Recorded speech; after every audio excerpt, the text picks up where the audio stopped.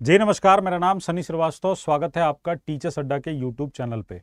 आगे बढ़ने से पहले सर्वप्रथम आप सभी को स्वतंत्रता दिवस की हार्दिक शुभकामनाएं। और मैं उम्मीद करता हूं कि ये इस स्वतंत्रता दिवस से अगले स्वतंत्रता दिवस आने तक आपके पास एक सरकारी नौकरी अवश्य रूप से होगी। अपनी मेहनत को जारी रखिएगा। बात करेंगे बीपीएससी टीआरई 4.0 पर।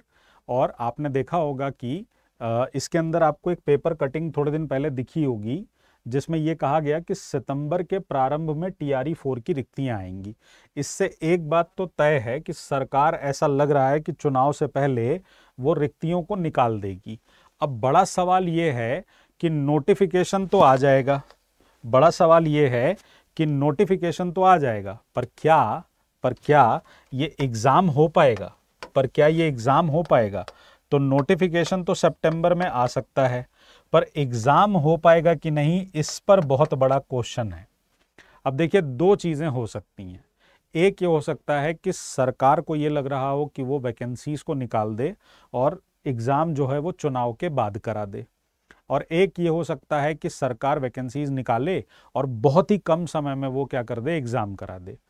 दोनों ही कंडीशन में आपको अपनी प्रिपरेशन इस तरह से करनी है कि सितंबर के एंड तक आते आते आपकी प्रिपरेशन जो है वो क्या रहे, कंप्लीट रहे। चाहे आपको जीएस की तैयारी करनी हो, चाहे आपको अपने सब्जेक्ट की तैयारी करनी हो।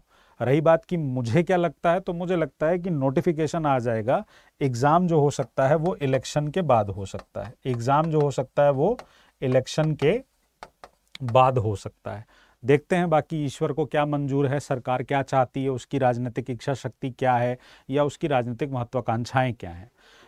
मेरा सब्जेक्ट है सोशल साइंस। आपको पता है सोशल साइंस में दो वर्ग में पेपर होता है टीआरई में। एक होता है वर्ग 6 से 8 में और एक होता है 9-10 में। ठीक है। पेपर के पैटर्न की बात करें तो आपको पता है जीएस के अंदर 40 क्वेश्चन हैं और सब्जेक्ट के अंदर कितने हैं, 80 क्वेश्चंस हैं।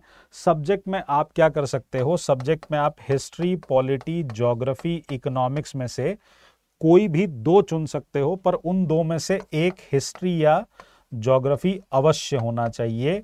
ये अवश्य होना चाहिए, यानी आपका जो कॉम्बिनेशन बनेगा, आप हिस्ट्री के साथ ज्योग्राफी ले सकते हो, हिस्ट्री के साथ पॉलिटी ले सकते हो, हिस्ट्री के साथ इकोनॉमिक्स ले सकते हो, या आप ज्योग्राफी के साथ पॉलिटी और ज्योग्राफी के साथ इकोनॉमिक्स ले सकते हो। अगर आपको हिस्ट्री और ज्योग्राफी लेनी है तो आपको पहले नंबर पे हिस्ट्री को चूज करना पड़ेगा, नहीं तो आप नहीं चूज कर पाएंगे। ये हो गई बात। तो दो सेक्शन करने हैं। अब इसमें मैं जो प्रिपरेशन कराता हूं उसमें एक तो हिस्ट्री है और दूसरा हमारा पॉलिटिकल साइंस है। ठीक है।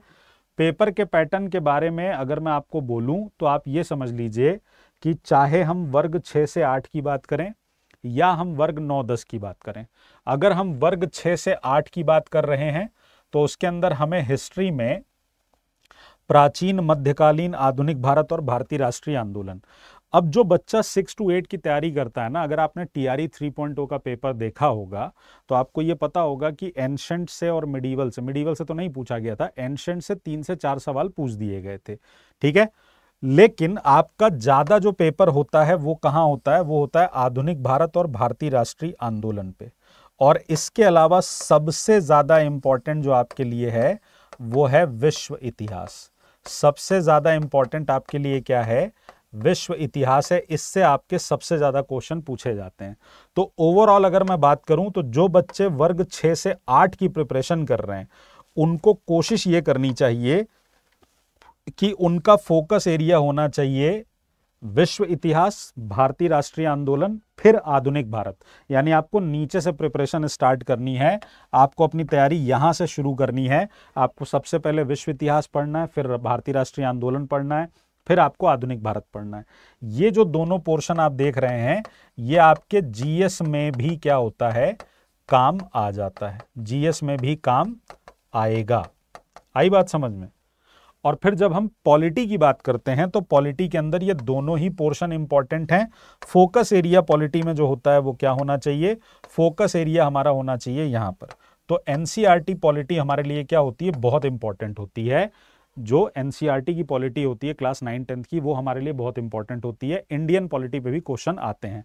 ओवरऑल रेशियो देखा जाए तो 70% फोकस यहां होता है और 30% फोकस क्या होता है, यहां होता है। तो यहाँ पर आपको दोनों ही पढ़ना है।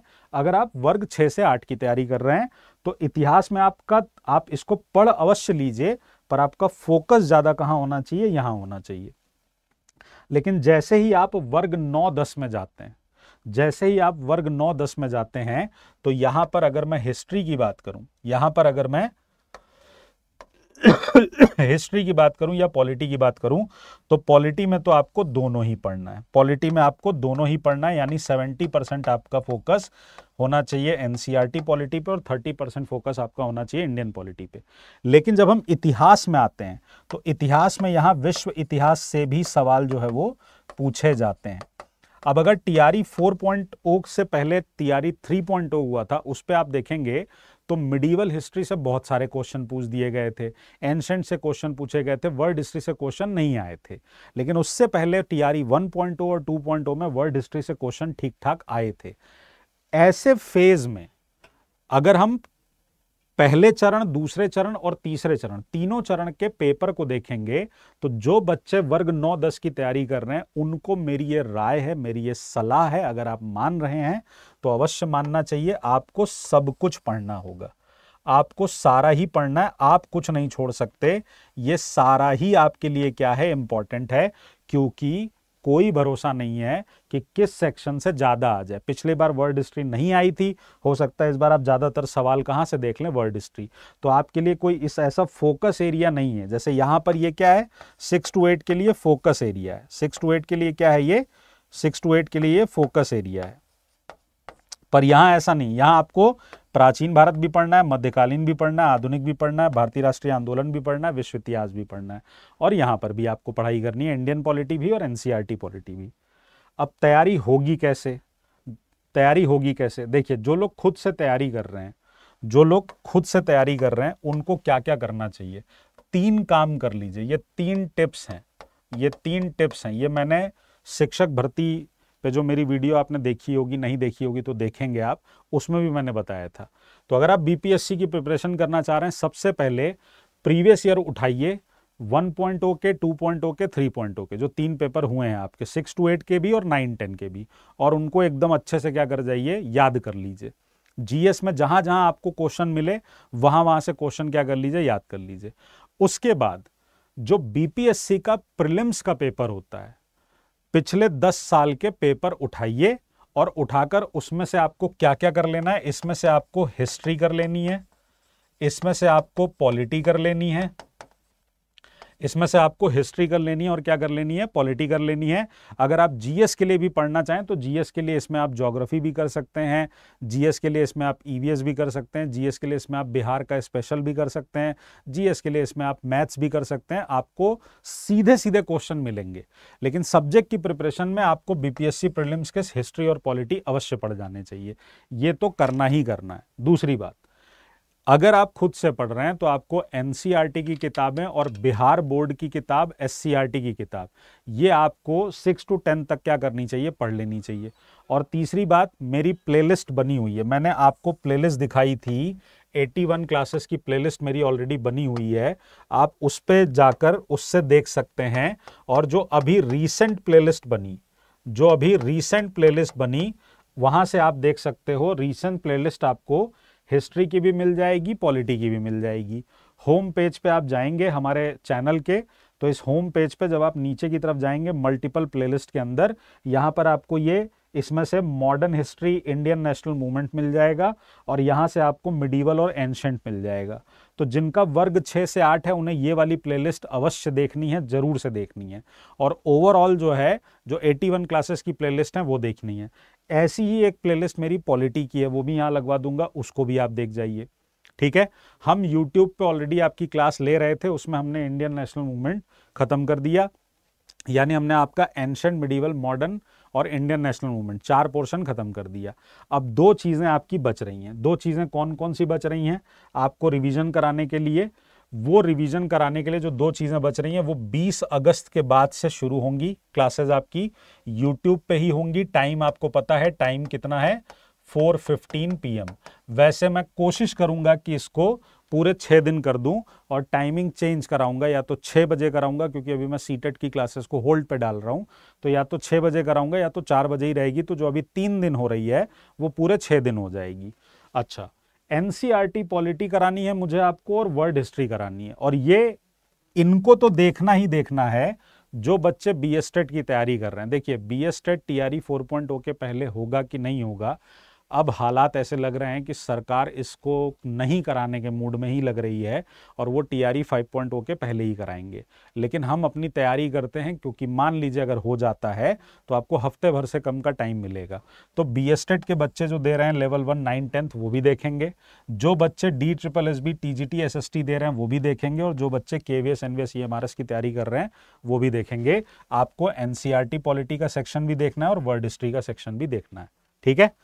जो लोग पेड क्लासेस में जुड़ना चाहते हैं उनके लिए कम समय में आप सटीक तरीके से अपना सब्जेक्ट कैसे तैयार करेंगे, उसके लिए आपको एक पॉइंट समझना पड़ेगा। एक तो क्या है, आपको पता है कि अभी ऑफर चल रहा है ना, अभी ऑफर चल रहा है टीचिंग के महापैक पे, तो 12 महीने के लिए टीचिंग का महापैक आपको मात्र मिल रहा है 1947 रुपए में, और उस पर आप हमारा कोड लगाएंगे तो आपका पैसा और कम हो जाएगा, ठीक है। दूसरा ये हो सकता है कि अगर आपको लग रहा है कि नहीं हमें सिर्फ बीपीएससी पढ़ना है और वो भी हिस्ट्री पॉलिटी सब्जेक्ट पढ़ना है अपना, तो आपको ये करना होगा कि आप बीपीएससी के सेक्शन में जाइए और वहां से आप क्या करिए, बिहार शिक्षक भर्ती 6 to 8 में गए, बिहार शिक्षक भर्ती 6 to 8 में जब आप जाएंगे तो यहाँ पे व्यू ऑल करिएगा। देखिए इस समय लाइव क्लासेस के चक्कर में मत पड़िए, जिनकी चल रही है उनकी तो खत्म हो जाएगी। अब नया बैच में लाइव क्लास शुरू करके और पढ़ा पाना, अगर एग्जाम सितंबर अक्टूबर के फर्स्ट वीक सेकेंड वीक में होता है तो, चुनाव के बाद होगा तब तो बात अलग है। तो ऐसे में आपको रिकॉर्डेड क्लास ही पढ़नी चाहिए, वही आपके लिए सबसे ज्यादा क्या रहेगा, बेहतर रहेगा। और वो रिकॉर्डेड क्लास आपको एक पूरा का पूरा रिकॉर्डेड बैच हमारा आपको इसमें दिख जाएगा, आप वहां से क्या कर सकते हैं, उसको ले सकते हैं, ठीक है। वहां से उसको क्या कर सकते हैं, ले सकते हैं, ठीक। तो आप बिहार के महापैक से जुड़ के एक कंप्लीट रिकॉर्डेड बैच है, हिस्ट्री और पॉलिटी का भी दिख नहीं रहा है, इसमें दिख जाएगा। तो वो आप यहाँ पे सर्च करेंगे तो जैसे ये म्यूजिक का है या इंग्लिश का है, उसी तरह से यहाँ पे मेरा आपको रिकॉर्डेड बैच दिख जाएगा। आप वहां से उसे क्या कर सकते हैं, परचेस कर सकते हैं, ठीक है। तो अपनी तैयारी जो कर रहे हैं रोकिए मत, पढ़ते रहिए। जैसे जैसे मैंने आपको बताया वैसे वैसे अगर आप पढ़ेंगे तो आपका सिलेक्शन आराम से हो जाएगा, ठीक है। बाकी मैं आपके साथ यूट्यूब पे लगातार जुड़ा हूँ, आपको कोई दिक्कत नहीं आएगी। जिन बच्चों को महापैक लेना है या जिन बच्चों को बैचेस के अंदर जुड़ना है, आपको दिख रहा होगा स्क्रीन पे नंबर आ रहा होगा, आप कॉल करके उनसे बात कर सकते हैं, ठीक है। नॉमिनल प्राइस में मिल जाएगा, ठीक है। ध्यान रखिएगा अपना। जय हिंद, जय भारत, नमस्कार।